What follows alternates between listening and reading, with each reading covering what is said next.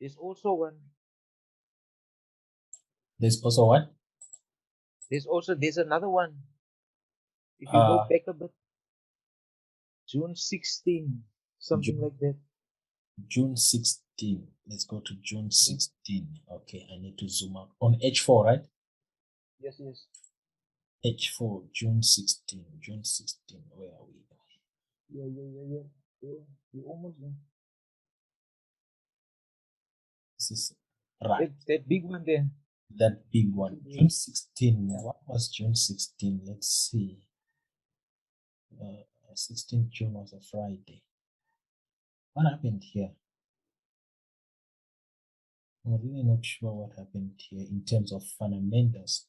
But yeah, this signifies huge momentum to the downside. As you can see, after this candle, price eventually dropped almost like 150 pips in the next 3 days. You see, and ultimately, price is still just dropping. So a candle without any wick, just the body, signifies momentum in the direction of that candle. Okay, sir. Yeah, it's very good that you are taking note of this. I didn't even see that this candle didn't have a wick. But obviously, the bias right now on Euro USD is bearish, since we are looking for dollar to trade to the upside. So Euro USD should see $1.16 sometime in the coming weeks. We should see $1.16 on 5 bar. Okay. Yeah.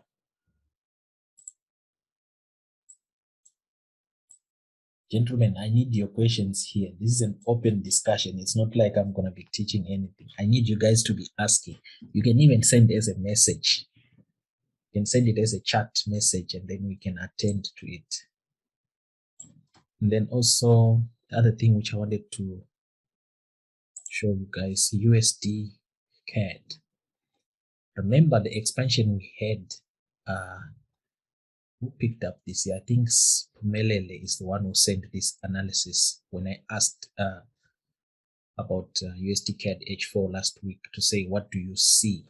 We had this consolidation, and then there was an expansion to the downside. The order block that is left behind during that expansion, when price retest, that's an area good enough for you to trade from. In this case, it was a shorting opportunity. The first opportunity came right after price moved away from it, but this would have been an aggressive shorting position from here. It would have been aggressive because you wouldn't have known of this expansion. But once this expansion happened, once you had price dropping like this, then you'd have noted this consolidation. That's number one. Elements to a trade setup, consolidation, then we have market expansion. Now, after the expansion, you wait for price to retest the order block that was left during the expansion from the consolidation, and you can see price came and retested it and dropped, came back for the second time right here, and it dropped almost another 40 pips. Same thing happened today after another consolidation from Monday. You can see how Monday's range and parts of Asian session, today is Tuesday, market was in a consolidation, and then we had this huge expansion, you see, all from this bearish order block. So it's things that you have to take note of. Be in a position to identify these structures, this framework, because they're going to help you to trade from. Right, questions, folks, questions. Anyone with questions or any other pair that you want me to look at? First retest was 60 pips. Second retest was another 47 pips. Then today again was another 54 pips. So you can see in 2 weeks, USD CAD is offered almost close to 200 or 220 pips, which is more than enough. Gents, talk to me. People are on mute. Simba, Tavadzo, Spumelele. Any questions, guys? Any questions?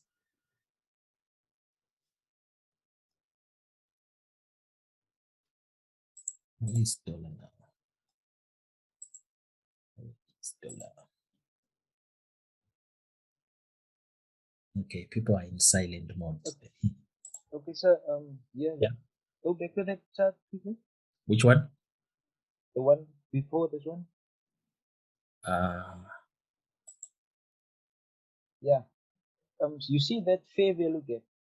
I'm on dollar index, H1. Yes, that's one. Yeah. The bottom one is a green candle, and the top one is a black candle. Will that have a significance or?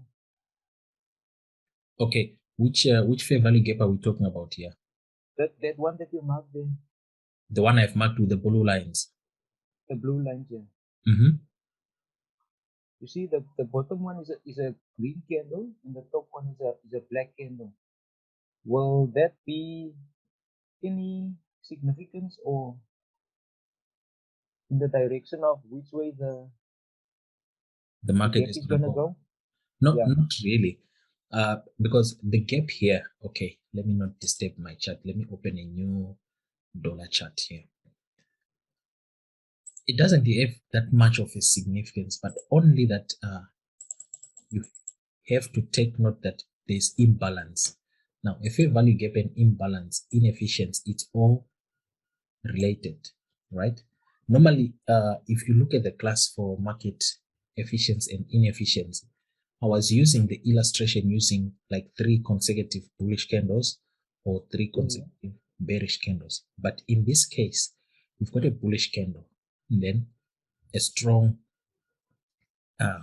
bullish candle expansion from this consolidation here.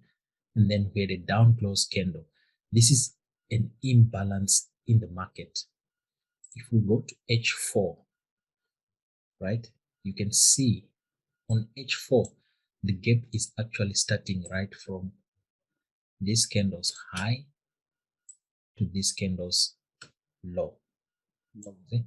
So there's imbalance there, meaning that when price retest this area here, to be specific, we are looking at right around 92.87. When we have a retest of 92.87, expect price to find support and offer good opportunities to go to the upside. I'm sure with the fundamentals that we are having tomorrow and Thursday, dollar should see a bit of a correction to rebalance this structure here before another strong push to the upside. Yeah. So it doesn't really make much of a significance in terms of directional bias to say the other candle is bearish or is bullish. Okay. Yeah, it doesn't really matter. Let's see, where is dollar? We haven't traded. We should see a test of these highs here. Dollar should trade to 93.20. Dollar should see 93.20 in the coming days. Tomorrow, or Thursday, Friday, but we're gonna see a correction first, especially on H4 and H1.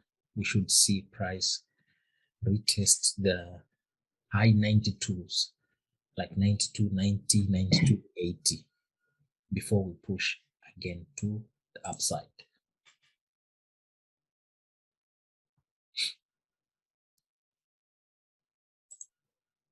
And if you go back to Euro USD, if you can. Euro USD. Which time frame? This one. The weekly, yeah. Yeah. I saw an order block here. This one. Yeah, by 18 October 18 October 18, 2020. Isn't there a sort of a resistance there? 18 October 18 Yeah, October. this is now a bullish order block there. Let me see. 20, Let me yes, see. 2020. Are you talking of this This one? candle here? No, no, next to it, the black one next to it, the next black candle. There. This one.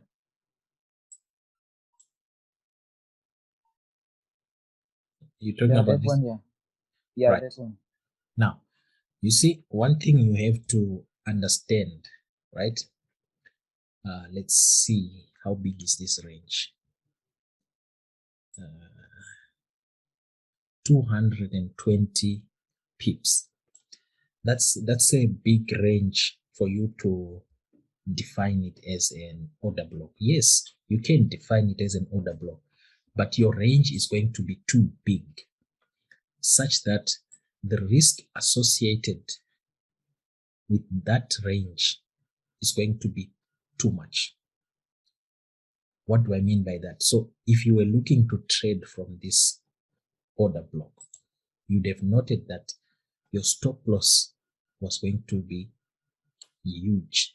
Let's say, for an instance, an entry on the 50% mean threshold, you'd have had a stop loss of almost, what is the low here? Almost 150 pips. Oops, okay. Yeah, that's a bit of a huge risk. What you do in instances like that, you drop down to the next lower time frame, right? Once you drop down to the next lower time frame, from there now, you are already minimizing your risk by defining lower order blocks. You see, Okay. like now you can see we have already dropped down that 220 pip order block on the weekly has come down to this last down candle here, which is only Okay, like I've seen that. 30, 35 pip range. You see? Okay. Yeah. So you must be in a position to identify, yes, the level will be correct, but you don't want to associate yourself with a range that's a bit too big. The range is not supposed to be too big. Now you can see that daily order block and the mean threshold, 50% mean threshold is coming in right at Mm. $16.48. So that's $16.50 institutional price point. And Okay. right now, price is only like 73 pips away from that level. That Point. could be a target for your short positions on Euro, Euro USD. USD. Yeah. So yeah, your range, you don't wanna a range, a candle with a range of say 30, 40 pips is ideal for you to define entries as a order block. But if you see your order block having a range of say 100 pips, your stop loss is going to be too high. Too The, high. Okay. yeah, the only way you're gonna trade using that kind of an order block is to reduce your lot size. You see? So if you're gonna have a stop loss of say 100 pips, then you need to reduce your lot size. Probably you're playing with the mini lots. Oh, okay. Okay. Yeah, because 100 pips is a lot to risk. Okay. Thank you very much. Yeah, and you can also see on the daily time frame, we've got these relatively two equal lows right Those. and Yes. here. Remember, always have that anticipation, have that forecast to say, no, price is likely to go to this Yeah. level. If we go to the monthly chart, let's go to the monthly quickly. You can see those relatively two equal lows, they're coming in right here.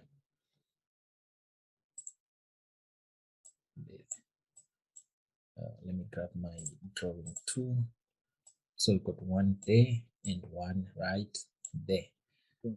Definitely that's where market is trading to.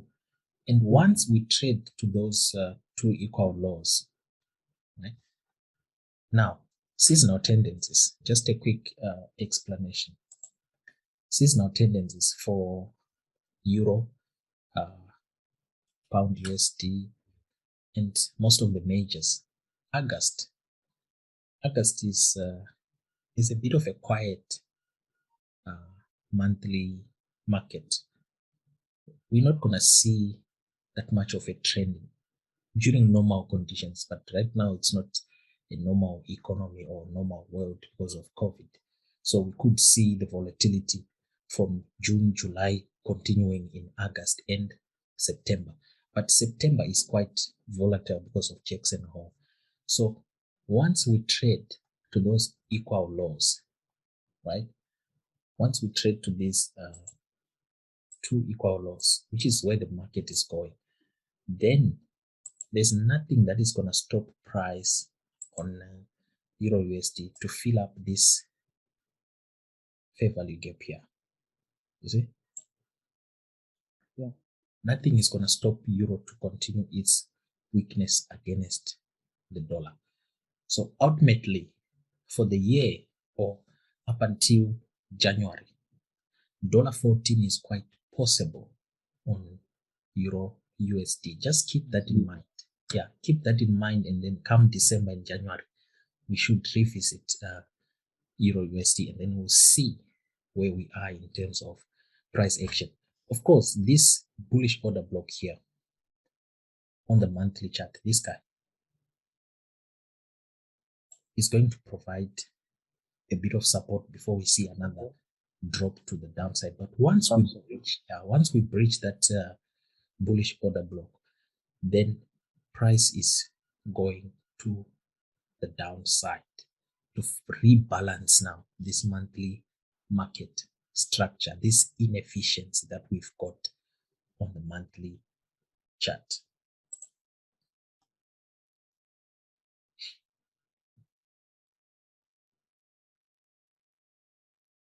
The other three guys, Charamba, Simba, and Melele. You guys, you decided to go silent on us.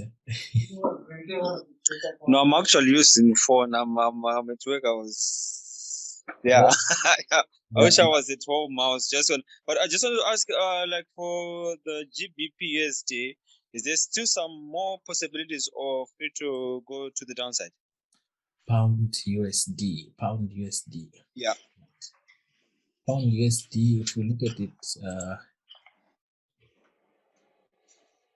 right. The thing with the Pound USD right now, today has already seen a trade to the upside, rejected. So Yeah. there is possibilities. There is possibility that it's gonna continue trading lower. Okay. Yeah, heading to this price point.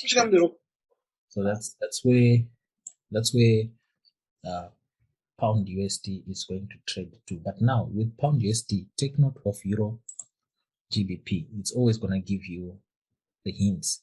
It's gonna give you where Pound USD is gonna trade to.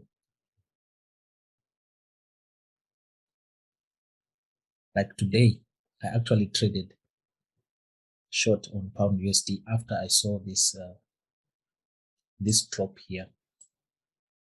You see, the moment GBP, Euro GBP expanded, this expansion happened. If you go to, let me go back to Pound USD. Okay. Yeah. Right. The Pound USD was testing this very order block. All right. So hold on a sec, let me mark the chart quickly and zoom in. So when Euro GBP dropped, I think that was around London Open. Yeah, Euro GBP dropped almost like 16 pips. Pound USD was trading into this bearish order block here. You can see we just traded above the mean threshold. That's where I into New York session for almost like 30 pips on pound USD. So always have a look out on how Euro GBP is trading. If you see huge expansions in Euro GBP, make sure you also take the same trade on pound USD. USD. Okay. So there is possibilities for pound USD to trade lower, but as you can see, the daily rejection that we've got on Euro GBP, let's do the same thing on GBP USD, or we should trade back again into that H4 bearish order block. Very shortly. Yeah. All right. Into Okay. London open tomorrow, we should see pound reject again into the same price action, and from that moment now, you have to look at GBP. The more you see GBP trading to the upside, then you know that that order block might not hold on pound USD. It might also keep going to the upside. To the upside. All right. So your key on pound USD is Euro GBP. Okay. Yeah. Well, all right. Okay. Thank you. But awuthatha tichatokuloka nje saka ndinakutenda kubasic. Yeah. Boss Simba, let me give Simba the floor. Boss Simba, any question? Do you have any questions whatsoever? Not at the present moment, comrade. I think I'm okay. Okay, okay, not a problem. Not a problem, boss. Kurusei kumusha. Musha makeke. Good stuff, good stuff, good stuff. Maybe I'll touch base because I'm just trying to study institutional pairing, how we can relate like the structure on EU and versus the DX. Okay, not a problem. Not a problem. Yeah. Right. Who else is here? Spumelele, I don't know if you have any questions, my brother.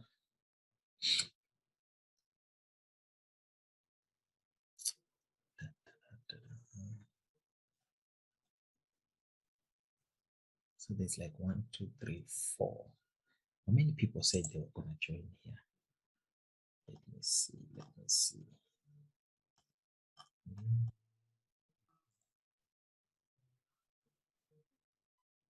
Who is not here?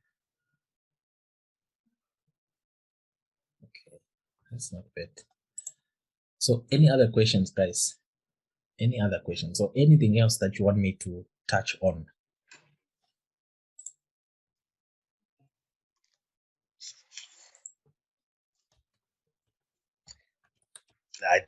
For me, I think in the next meeting, you have a few.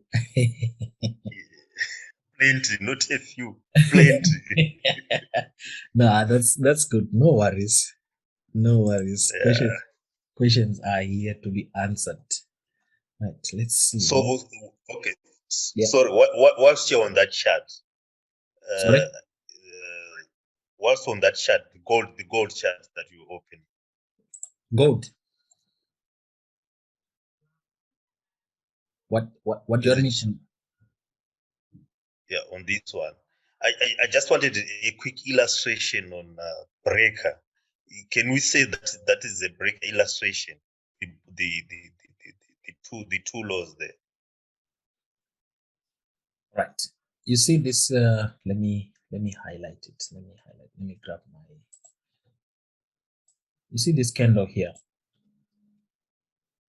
The one that took out 1758.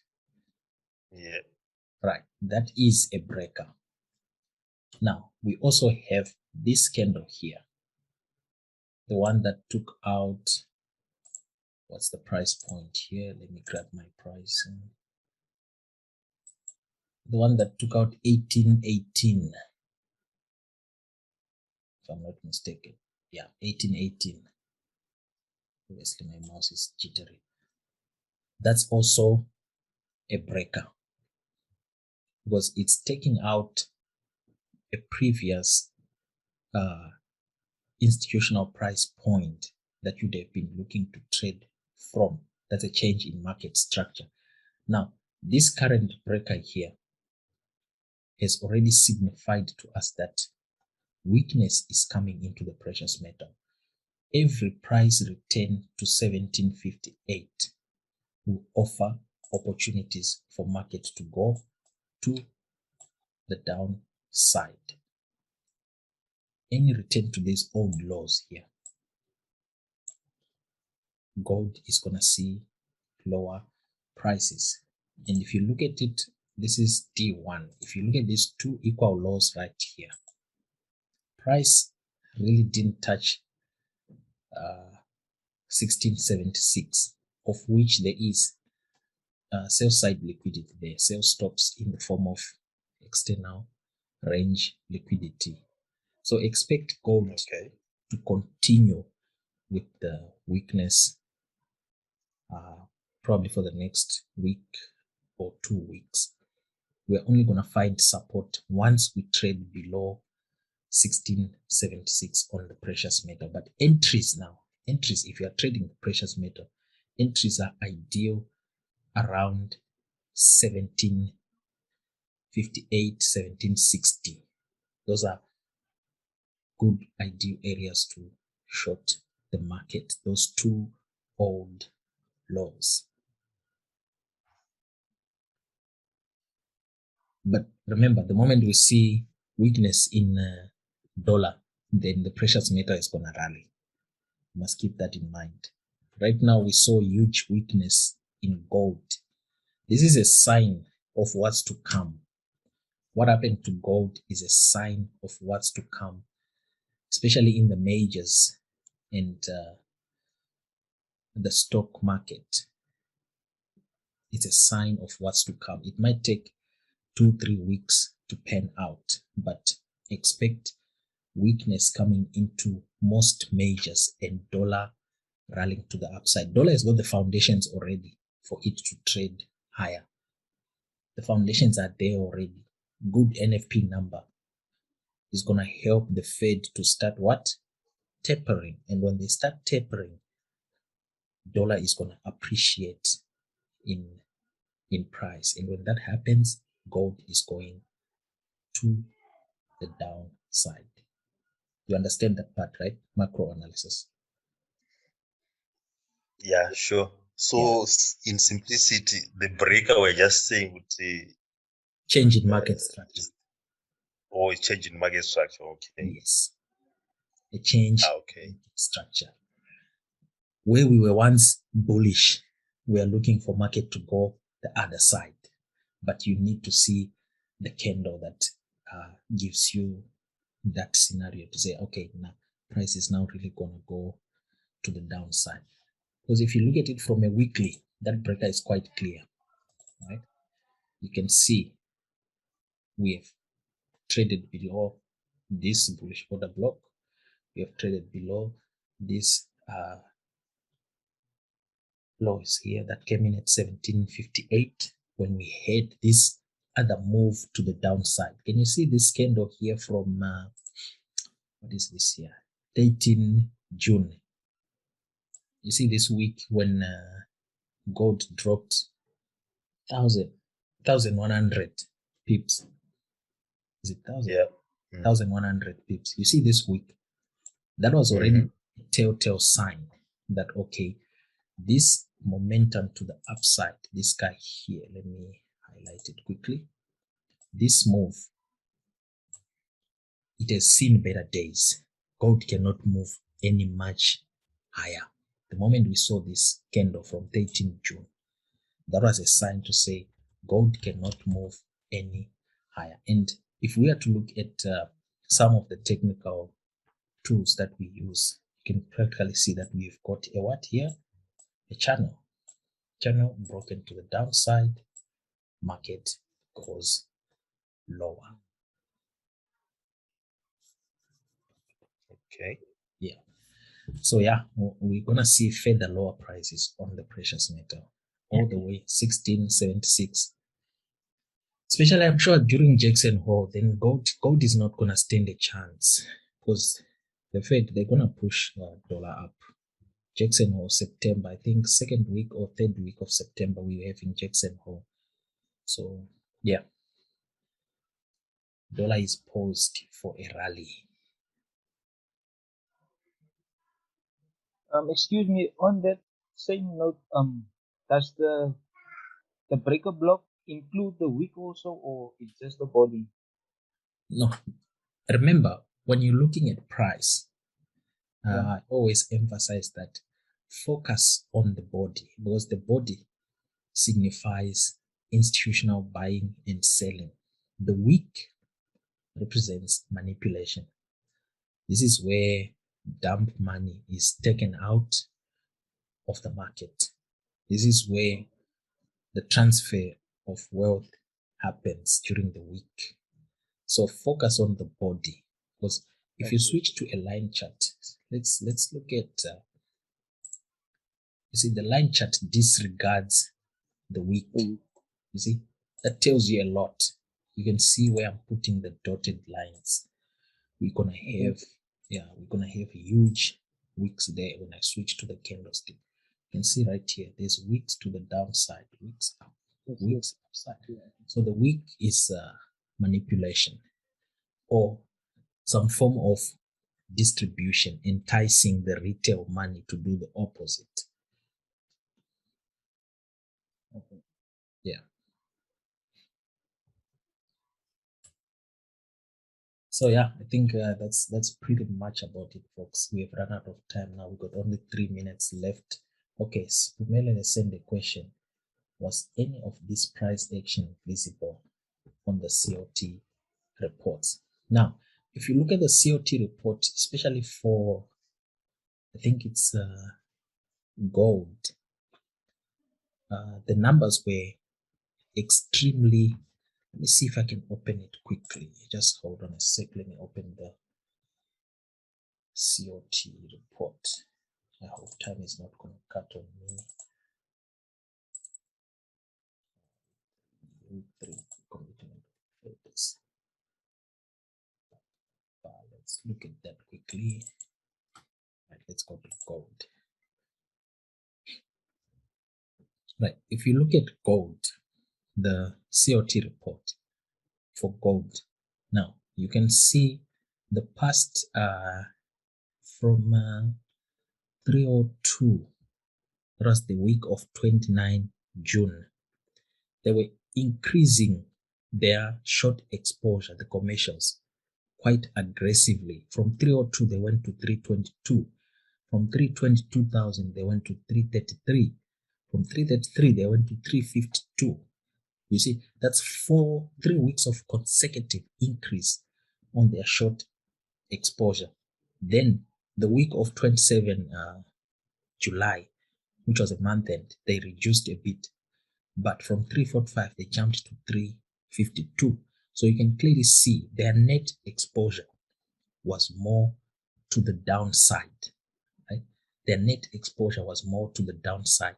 And now look at the week ending, the report 13 July. Open interest jumped by 29,000. Look at the current week. Open interest jumped by 14,000. And when you come to the chart, you can see how gold has just flashed to the downside. Remember, when open interest increases, there is bound to be expansion in the asset that you're looking at. The more open interest increase, then more volatility is coming into that asset. And in the case of gold, you can see shorts were being increased quite aggressively. That's why we saw this bearish move to the downside. Yes, it was also coupled by the news that came out of China, the risks of new variants and all that's coming up. I hope I've answered your question on was any of this price action visible on the COT report. So yeah, that's pretty much about it, folks, because we've run out of time now. I've recorded the session for the other guys. Thank you for coming through. We're gonna do this almost like every week now, 2 to 3 times. We should have some Zoom sessions. My fiber has been sorted now, so there's no more internet problems this side. So yeah, I hope you guys have a lovely evening, guys. Must take care, right? Okay, thank you very much, sir. You too. All right, gents. Keep well. Okay, bye. Much appreciated, comrades. Thank you. All right. Ciao, ciao.